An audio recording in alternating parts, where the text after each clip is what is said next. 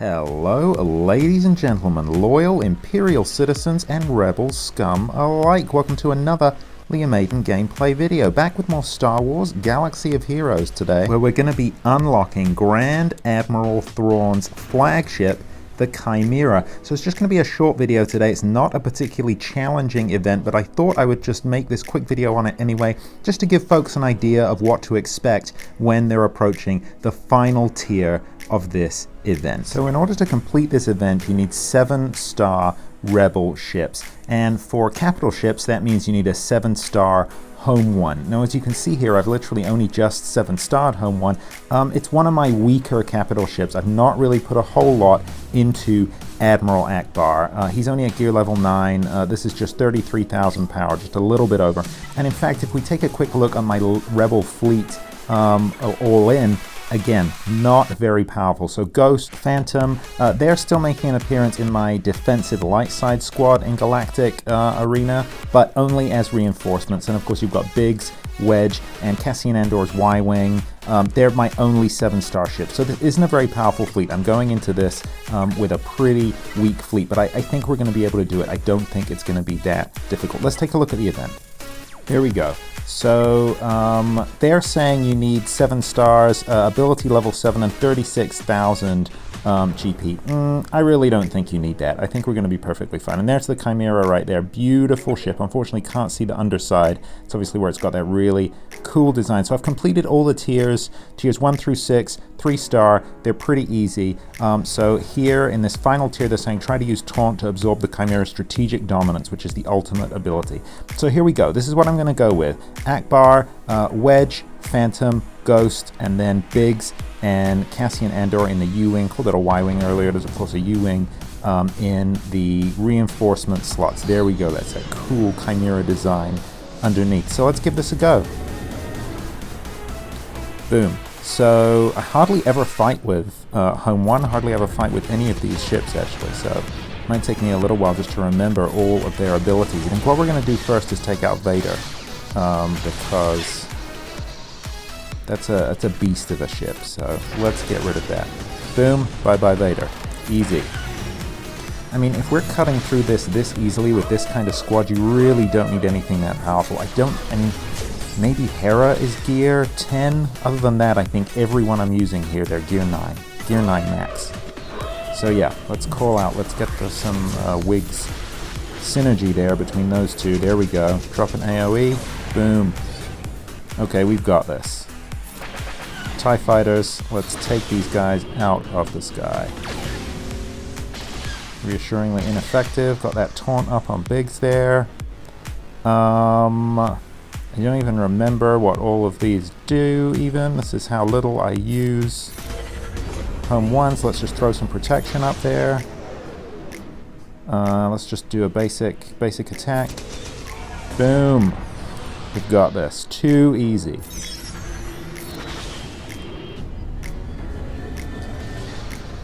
Okay, so they're hanging in there, but we can call in another reinforcement. Let's do it. Let's call in our final player. Let's get Cassian in the U-Wing. So I'm not sure I've ever used this in combat. I don't even know what these do. So what does this do? Terminate from target enemy.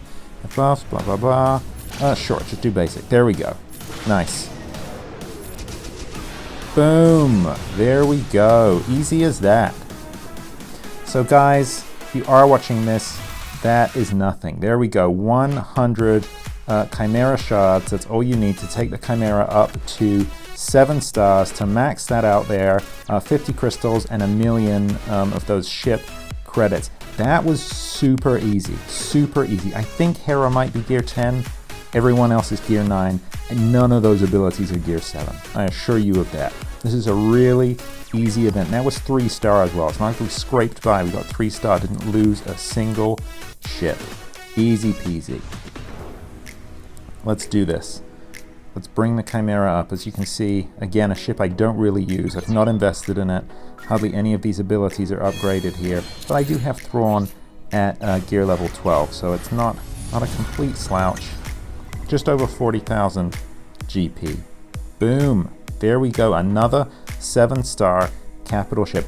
I don't really use the Chimaera an awful lot, and the reason I don't use it is because I I think you really got a choice, right, in Darkseid at the beginning between the Chimaera and the Executrix, and I think the Executrix is easier to use, especially for the AI. So the Chimaera's ultimate, Strategic Dominance, instantly destroys one enemy ship, which is actually amazing if you're using it. But with the AI, all it needs is one mistimed taunt to throw that ability off, and then the AI will end up using it against some weak ship, some unimportant ship, and then you've just blown your top move, and it's not gotten you anywhere. Whereas the Executrix, with its AoE ultimate, is much more effective. So that's why I tend to use the Executrix more for things like Galactic Challenge. If you're gonna in any way have the AI taking command of your fleet, I think you want to use the Executrix over the Chimaera. That said, it's a really cool ship. I do think, again, that ultimate ability, if you're using it as a human player, can be really, really powerful. And in terms of the characters, a lot of these ships, they get most of their power from the crew members, so you've got to think about that. Who are you going to be maxing out?